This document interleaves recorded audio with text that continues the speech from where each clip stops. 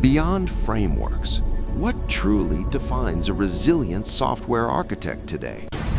In a world where technology evolves faster than ever, frameworks come and go, stacks rise and fall, and coding trends vanish almost overnight. Yet some systems endure. They thrive, adapt, and evolve. The question is, what makes the difference? What truly defines a resilient software architect today?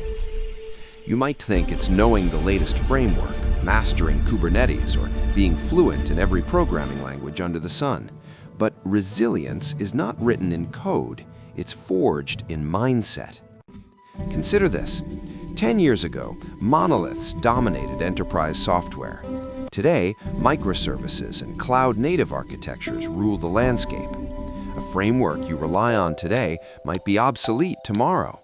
A pattern you swear by might not fit the next challenge. Resilience is not about chasing the latest trend. It's about building systems that can survive uncertainty and architects who can steer them through it.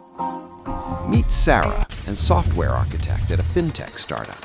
One day, their payment system faced a sudden traffic spike. Millions of transactions, servers choking, alerts flooding in.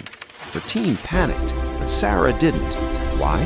Because she had designed the system not just for today, but for unknowns tomorrow. She didn't rely solely on frameworks, she relied on principles. These are the pillars of resilient architecture. Scalability. Systems must grow without breaking. Observability. You can't fix what you can't see. Decoupling. Components should fail independently, not collapse together. And adaptability. The system and the architect must learn and evolve. Netflix, for example, doesn't just rely on frameworks, they embrace chaos engineering. They deliberately break things in production to see how their systems respond.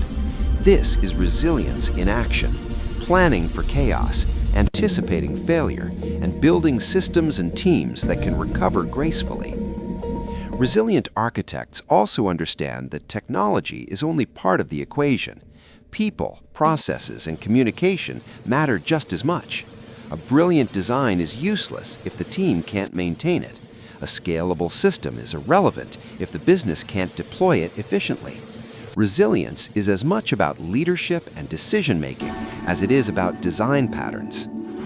Every architectural decision involves trade-offs: faster deployment versus system reliability, innovation versus stability.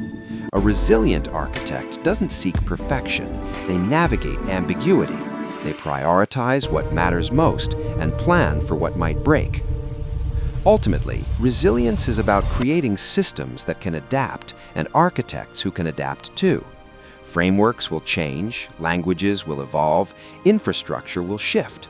But architects who focus on principles, anticipate uncertainty, and empower their teams, they build software that endures, software that survives crises, scales effortlessly, and embraces innovation rather than fearing it. So, the next time you chase the latest framework or memorize another design pattern, remember this: a resilient architect is not defined by what they use, but by how they think. Beyond frameworks, resilience is the real architecture.